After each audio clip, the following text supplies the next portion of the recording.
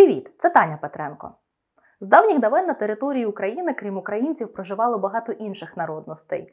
Це і поляки, і євреї, і вірмени, і греки, і киримли, і німці, і багато інших. І в усіх цих народностей є дещо відмінне бачення і географії України, і історії України, тобто історичних подій, які відбувалися на цій території, які з них були важливими, які були другорядними. І, власне, спосіб оповідання історії у нас дещо відрізняється. Зокрема, з шкільних років ми добре пам'ятаємо, що Богдан Хмельницький – це є визначною постаттю національно-визвольної боротьби. Він є пов'язаний з Переяславською радою, зі зближенням з Московщиною. Але в єврейській історії постать Богдана Хмельницького абсолютно не така. Для євреїв Богдан Хмельницький – це постать, десь так рівня Гітлера, а Хмельниччина для євреїв пов'язана передовсім з єврейськими погромами, під час яких, за різними даними істориків, в середньому було знищено десь так 20 тисяч євреїв. Зважаючи на те, що на той час на території України, про яку мовиться, проживало всього десь так 40-50 тисяч євреїв.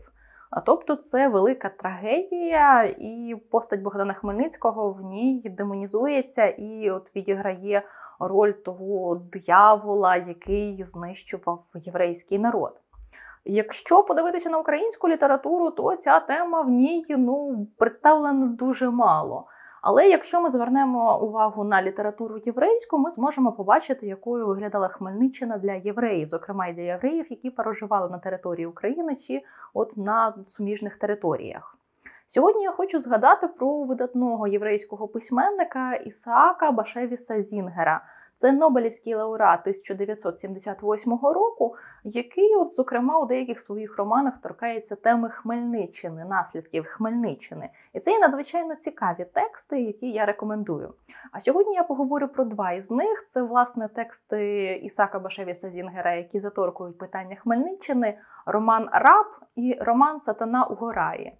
В обох текстах мовиться про наслідки Хмельниччини для єврейських невеличких містечок.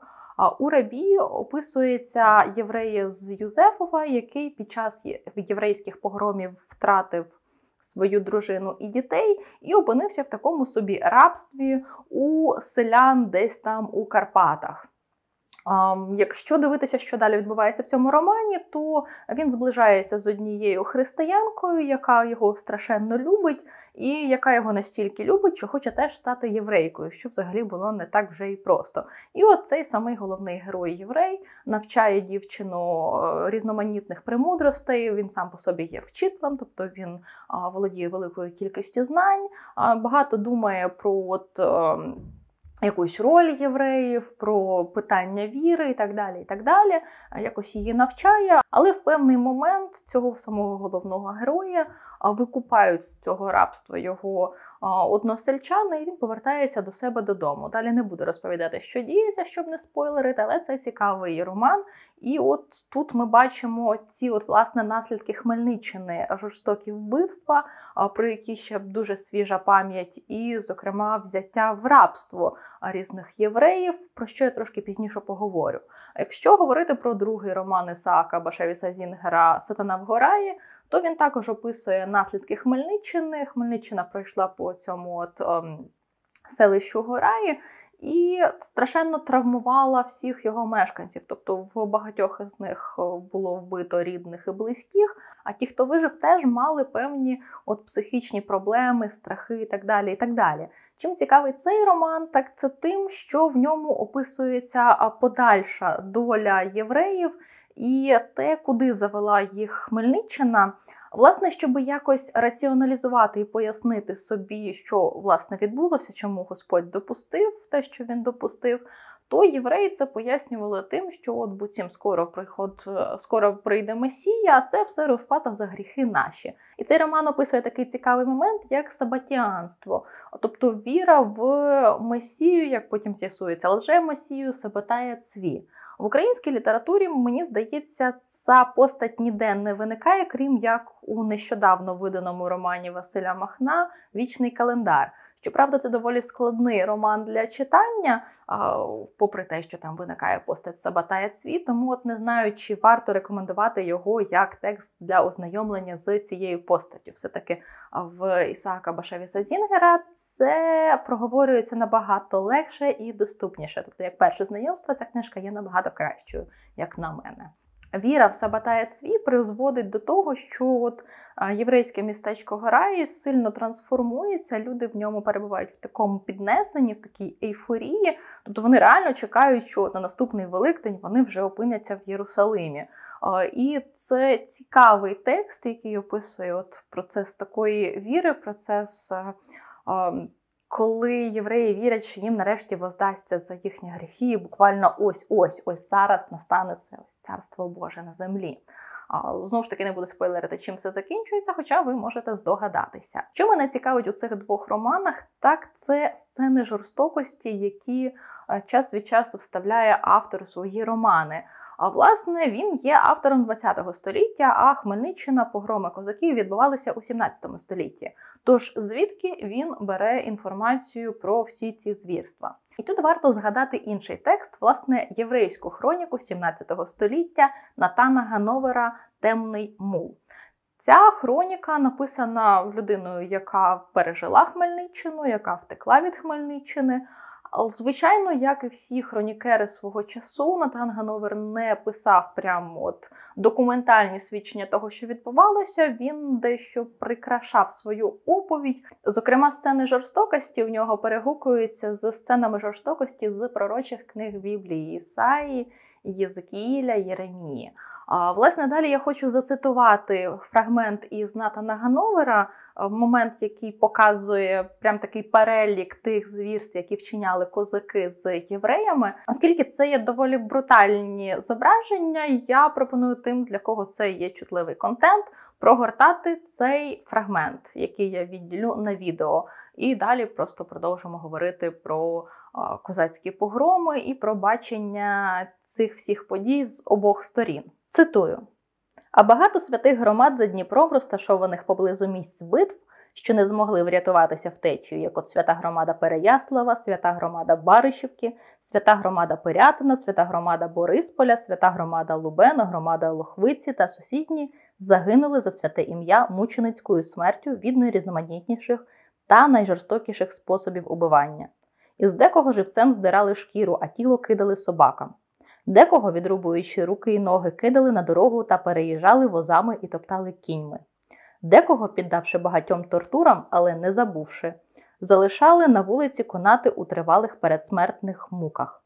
Вони плавали у власній крові, аж доки не випускали духа. Ще інших закопували живими у землю. Ворог різав немовля в долоні їхніх матерів, а багато дітей було порубано на шматки, немов рибу. Вагітним жінкам різали живіт, діставали плід та кидали його в обличчя.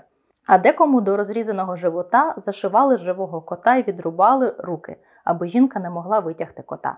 А ще вішали дітей на груди матерів, або, не стромивши на шворінь, смажили на вогні і примушували матерів їсти їхнє м'ясо. Іноді з єврейських дітей робили міст і переїжджали по ньому. Не було такого страшного способу убивання, який би вони не застосували, убиваючи всіма 4 видами страти – через побиття камінням, спалювання, убивання або задушення. А багатьох татари повели в полон. Жінок та дівчат гвалтували, заволодівали жінками на очах чоловіків. Дівчат та красивих жінок брали у служниці й куховарки, а декого у дружини та наложниці. Так вони чинили в усіх містах, через які проходили, завдаючи таких самих жорстокостей польському народові, особливо священнослужителям. І було забито у Надніпрянщині багато тисяч євреїв, а декількасот з-поміж них примушено зрадити свою віру. Родали вони дерли на шматки і робили з них черевики та чоботи. Ремінцями для прикріплювання тфілін обв'язували ноги, а самі тфілін викидали на вулицю. Священними книгами вони вимощували вулиці, а деякі з них уживали, зважаючи на їхню м'якість, для виготовлення пижів до рушничних стволів. Власне, в романах Ісаака Башевіса Зінгера час від часу зустрічається опис, коли жінкам зашивали до живота собак або котів. Тобто ми можемо побачити перегуки між його романами з цією хронікою, з описами цих жорстокостей. Власне, з романів Ісаака Башевіса Зінгера ми дізнаємося про багато моментів, які йшли після цих козацьких погромів, бо для людей, які вижили, треба було пережити додаткові якісь муки, бо дехто з жінок, кого забрали козаки собі за других, перших жінок, за наложниць, поверталися назад, а їхні чоловіки вже встигли поодружуватися з іншими. І тут виникали теж великі проблеми, хто правий, що робити, чи розлучатися, чи дозволяти життю йти вперед. Було багато травм, які тут не описуються безпосередньо як травми, все-таки ми говоримо про літературу ХХ століття, але певним чином пережиті моменти жорстокостей, вони тут трансформуються у такому магічному дусі, я би сказала. Тут це таки йдеться трошки про дебуків, про різноманітні видіння, про різноманітні обряди. І отут є персонажі-персонажки, яким вбачаються у темряві різноманітні там чорти і демони, які чують щось, чого немає. І мені здається, в цих романах варто говорити, що це є наслідком травми від козацьких погромів.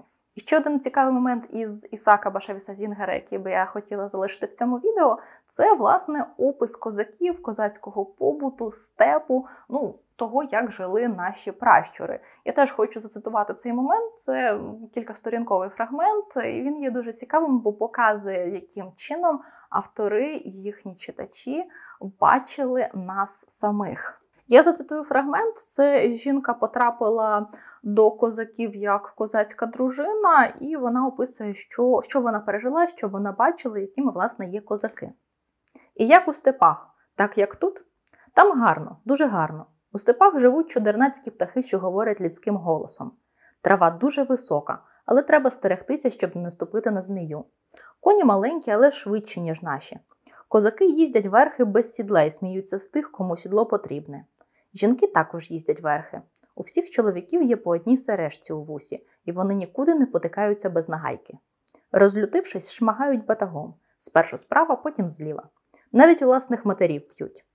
Коли хлопчик сягає повноліття, стає на двобій зі своїм власним батьком, просто посеред села, їх станицями називають. Якщо син повалить батька, всі плескають у долоні, навіть мати. Ми доїмо корів, а вони – кобилиць. Там, де я жила, було багато татарів. Татари зголюють волосся, лишають тільки оселедець. На свята луплять варені яйця.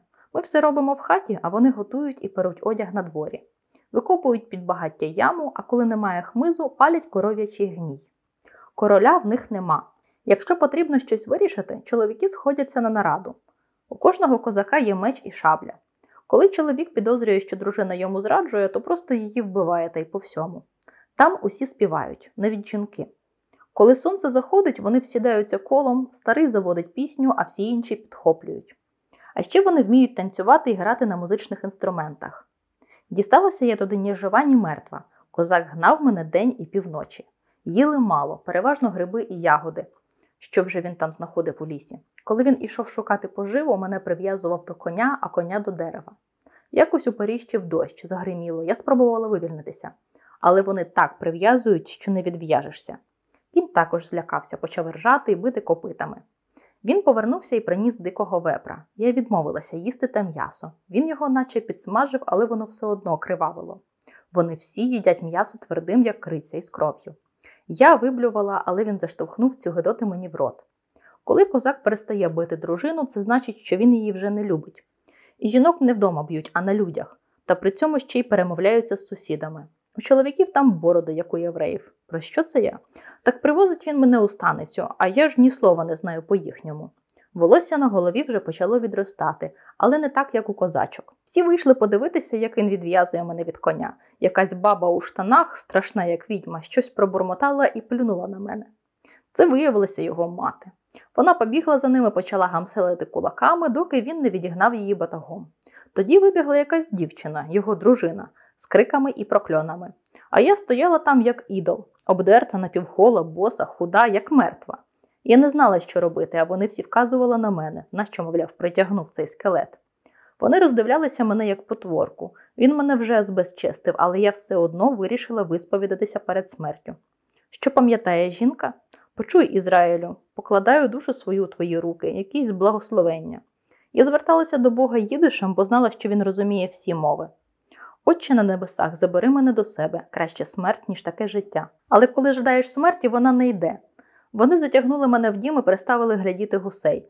Козака судили за те, що привів додому чужинку. Молодші хотіли його стратити, але старші стали на його бік. Що? Ні, дітей у мене нема. Мені більше нічого й не треба було б. У нього були діти від тієї іншої, але мене вони любили більше, ніж рідну матір. Коли його не було поруч, вона впадала в шал і лупила мене до крові. Тоді каялася, суп мені приносила. Спершу я не хотіла їсти некошерного, але з часом змирилася. Блювала я більше, ніж ковтала. Вони нічого не знають про юдеїв. Живуть, як дикуни. Знаєте, як вони миються? Виходять на двір, чоловік виливає відро води на жінку, потім вона на нього. І базікають при цьому з сусідами. Коли колють свиню, це велике свято. Їм не відрізають голову, а забивають списами. Чоловіки, жінки і діти. Старі підбігають із казанками, щоб зібрати кров. Мене вони полюбили, навіть стара сучка. Я трошки навчилася говорити по-козацьки, вони їдишем. Стара вічно сварилася з невісткою і почала підлизуватися до мене. Я розуміла одне слово з 10, але вона щось торочила й торочила. Аж у мене почало дзвеніти у вухах. Її, знаєте, майже не годували. Вона спала на соломі, де її гризли миші. У неї геть не було зубів. Її син мов би й забув, що вона ще жива. Я давала їй, що могла. Помираючи, вона лишила мені свої браслети. Яким весь цей період представлений в українській літературі? Ну, якщо не звертатися до текстів і згадати на швидкоруч, що ми з вами знаємо про євреїв, то євреї були поганими орендарями, які намагалися здерти з православних все, що тільки можна, які дурили їх, які витягали з них усі гроші. А як це відображалося в літературі на конкретних текстах і що було насправді? Якщо ми подивимося на думи, зокрема на думу про перемогу під Корсунем, то побачимо, що євреї там зображуються так зневажливо, що от буцім вони від козаків тікали, аж у них все майно сипалося, от вони там зображені такими висміяними і недолугими. Якщо ми звернемося до хроніки Натана Гановера, то побачимо, що в цей момент євреї були налякані, вони реально чули, що козаки йдуть, і тікали до якоїсь наступної своєї спільноти, де, ймовірно, мало бути якось краще, де, ймовірно, їх прихистять, і туди ще козаки не дісталися. І в цей час Натан Гановер описує велику паніку, як євреї реально спочатку брали якісь свої речі, свої родини, і по-нормальному виїжджали, а потім в паніці все викидали, забували про всіх, про все, і намагалися хоча б якимось чином врятувати власне життя. Тож оці от висміяння євреїв в українських думах, ну, це такий однобокий погляд, який веселий, гарний для українців, для козаків, а от з єврейської перспективи все було не так, і все було дуже страшно і нестерпно. А інші тексти, літературні тексти, в яких зустрічаються євреї і козацькі погроми, це, власне, козацькі літописи. От так само, як хроніка Гановера, це такий собі літописний текст, тобто текст, де зображено, що було. Подекуди це зображення не точне, бо на точні дані ніхто не спирався.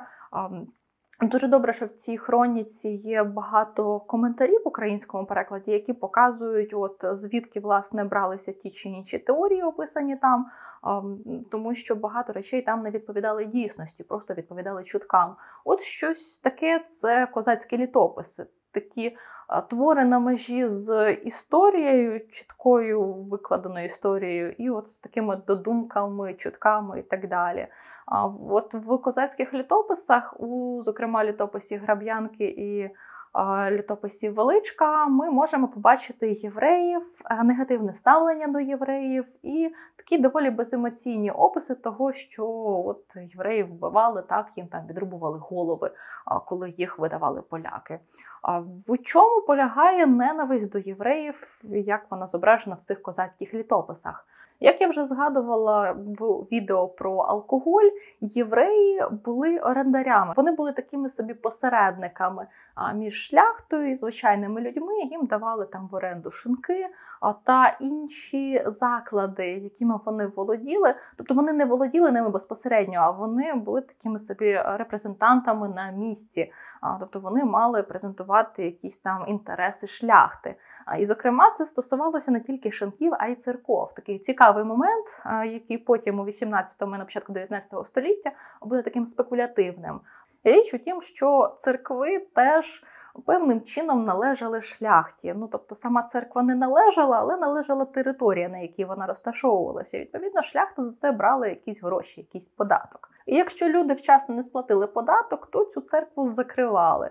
Стосувалося це не тільки православних церков, а й костелів і синагог, але в 18-му, початку 19 століття українські письменники якось виокремили, що це були погані євреї, які закривали українські церкви, і таким чином не давали людям молитися Богу, хрестити дітей і так далі. Хоча насправді винні в цьому були не євреї, винна в цьому була швидше шляхта. І, як я вже сказала, це стосувалося не тільки православних церков, а взагалі всіх церков. Якщо ми подивимося на ці ж самі козацькі літописи, то там є момент такої собі образи, такого собі приниження. Тобто православні люди відчували таке приниження, бо тими самими церквами розпоряджалися євреї, невірні. Власне, у погромах, крім соціального реваншу, був великий момент такого собі християнського лицарства, тому що козаки також відчували, що вони мають всіх християнізувати, всіх невірних.